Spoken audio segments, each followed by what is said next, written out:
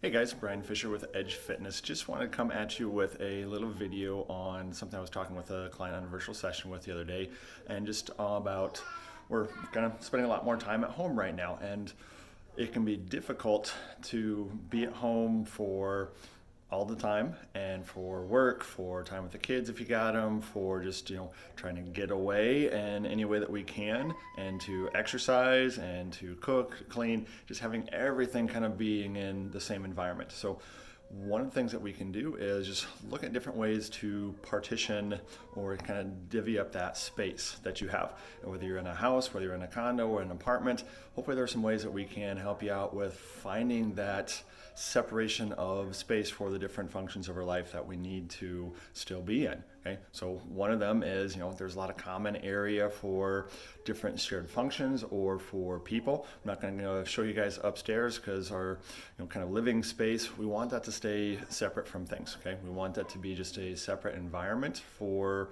just your own personal time to be with there. So we can send the kids up to the room, we can go up to the bedroom, and that way from a recovery kind of mindset standpoint as well, if you just keep the bedroom the place where you sleep, that's all that is, okay? Keep it that way, okay? Don't bring electronics in there, don't have TVs hopefully in there just normally, but even now, you want to keep that space where you're trying to recover, trying to get away from the stress and come back from it for the next day to be that living space. For us with having kids, right? Well, we got kids, so that's what it looks like with a playroom. Great space for the kids to have their own opportunity to get away from things as well. We do some of our homeschool activities there now since both our kids are in daycare and kindergarten. So they're on that age where they need to be engaged in some of those structured activities on the days that they normally would be. So we do some of that within the playroom. Then as we kind of go through, not trying to give you guys too much of a tour, but just some different ideas. When we come out here, we've got Mr. Cavan at the breakfast bar working on some great activities for learning with an app we use called ABC Mouse. Awesome, highly recommend it. Has a lot of great cool things that we can work with on there and gives him a chance to do some things on his own as well. We don't spend a lot of time on there. It is a Saturday, so it's a little bit different where he's getting some self-time with it. But also when we look into different areas of the house, the kitchen, okay?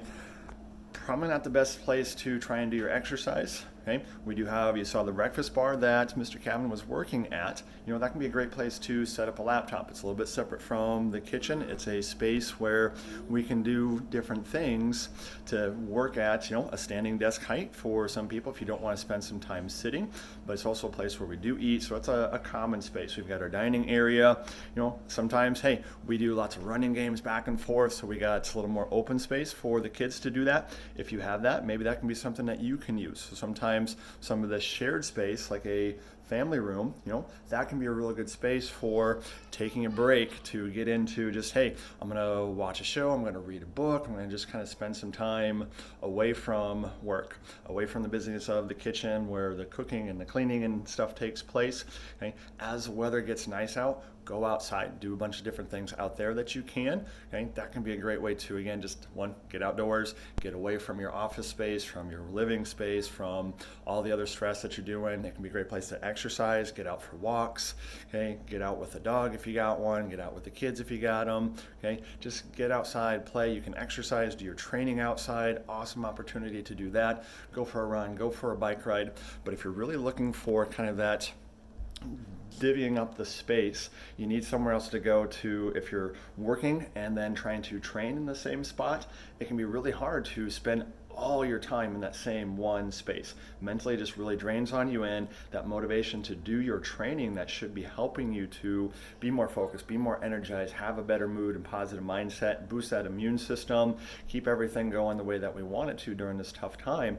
Having a separate space can make it a little bit more likely that you're going to stay with that habit of doing some kind of training, some kind of exercise, even with your foam rolling, your core, your mobility, things like that. If all you have is a shared family space, try to set up some different times where maybe then the kids can go and, hey, kids go into the playroom, daddy's gonna go and do some exercise in the family room. We use the TV for doing yoga in the morning with the kids. We can do some taekwondo type classes with them on there as well. A bunch of different good morning songs, crazy activity type stuff with them there, not just, hey, let's sit and watch a movie to keep the kids from bothering us so much so we don't kill them or go crazy with them so much, okay? Hopefully you're not watching Frozen for the 100th time right now. And if you are, I'm sorry. Nothing against the movie, but just know too much of a good thing, okay? Now, if you've been watching some of our at-home project videos, going down into the depths, into a nice separation of space for me here, that we've got access to our basement. Okay, so as we work through, hopefully you maybe have a space like this that either maybe a spare bedroom that could be converted, push some furniture aside for the time being, that if no one's using it, okay, people are staying in their own home. So if you have that extra space, maybe you could convert that into your exercise space or maybe an office. That way you have a separate place to go to. And then it's like, hey, I'm gonna go exercise. I'm gonna do my training for the day. You can go to that space separate from your office. It's not quite like going to the gym, but you're at least mentally going to a separate space as well as physically going into a different room in the house to allow you to have a break from the same room all day long, that same physical, mental environment, to come into a place that you hopefully have set up.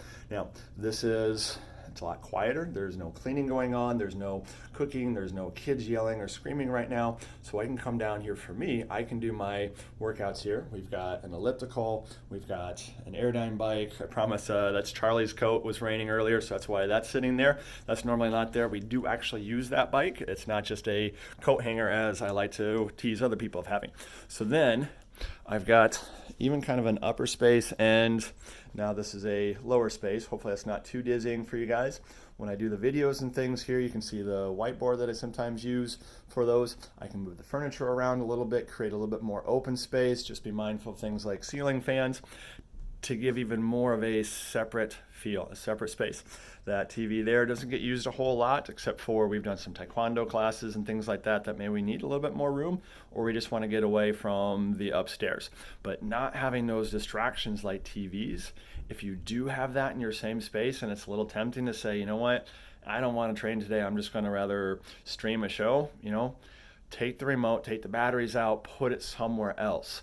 Make the path of least resistance the habit that you're trying to do here, or in this case, the behavior you're trying to engage in is your training. So if you can train more easily than you can get up and go all the way upstairs into a bedroom to get the batteries and then go into another room to get the remote and put those together, that now is your path of greatest resistance. You're less likely to do that than you are to, you know what, I'm here, it's too inconvenient to go and get the remote and the batteries, I'm just gonna do my training session. You know what, I'm just gonna foam roll.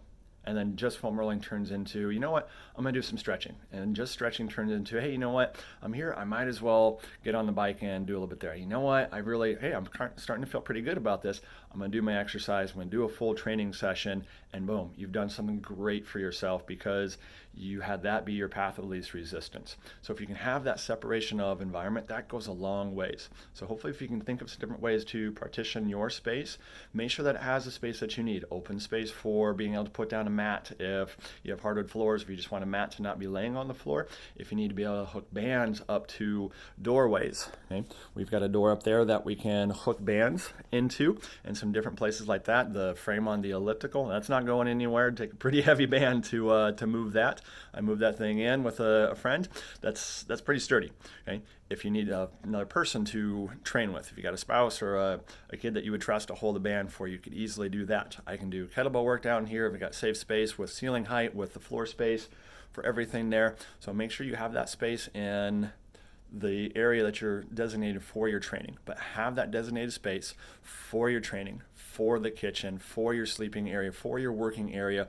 Try to make them as separate as you can.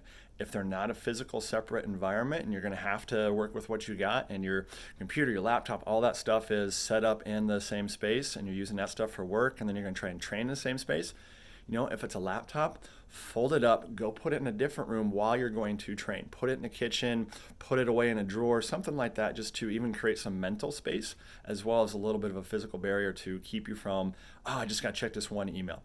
Turn off your phone, put it on Do Not Disturb. You can do that for a half hour, 45 minutes, an hour, while you go for a walk, while you do some exercise in that same room, or maybe just go outside for a walk, come back in, use that walk as your warm-up, then do your training in that same room with all the distractions put away. Well, if you don't have extra space, work with what you got. Create it by removing those distractions. Again, just hitting that little do not disturb button on your phone, closing your laptop, put your tablet in a drawer, any of those little things that you can do. Okay, so hopefully this gives you guys a little bit of a better start, or maybe a way that if we're going to be kind of in this situation a little bit longer, that we can make better use of our time and space. And if you've been struggling with things, to get into that groove, that new routine with the circumstances that we're in right now, hopefully this helps out with that. If you guys do need more help, we'd love to help you out. We can do virtual sessions with Google Hangouts or FaceTime, something like that, to kind of take you through your space and go through it with you, and see how we might be able to help you out and give you some tips more specific than this to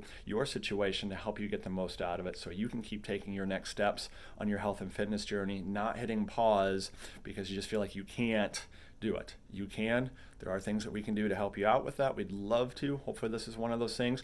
So don't forget to subscribe and share, so that way you and your family and friends can get the benefits of all this as well, and we can come into your home, stay in your lives to help you on your journey, even through this difficult time that we're all in, because it's not the best, it's not ideal, but again, progress, not perfection, is what we're after. We're trying to just be a little bit better each day. These are some ways that I know you guys can do it. So we're in this together. We're going to get through it together. We'll give you some more great stuff next time.